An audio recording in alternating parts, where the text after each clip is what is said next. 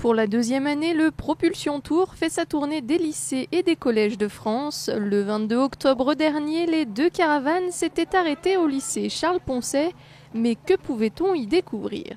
Donc, dans un des bus, il y a une présentation d'une cité des métiers. Donc, il s'agit d'une cité interactive, à partir où on présente tous les différents métiers qu'on peut avoir dans les entreprises et qui conduisent à des emplois industriels.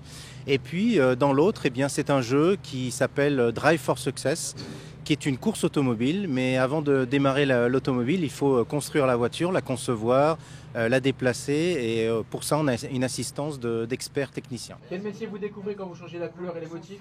À l'intérieur de ces 2 caravanes aménagées, les élèves pouvaient vivre une expérience innovante. Les écrans tactiles et les différents aménagements interactifs permettaient de voir les perspectives offertes par les métiers de l'industrie tout en s'amusant. Vous allez pouvoir créer un véhicule, le personnaliser tout en découvrant des métiers. Vous allez également découvrir les 2 premiers métiers qui interviennent dans la réalisation de ce véhicule qui s'affiche sur la gauche, ingénieur en recherche et développement et chaudronnier.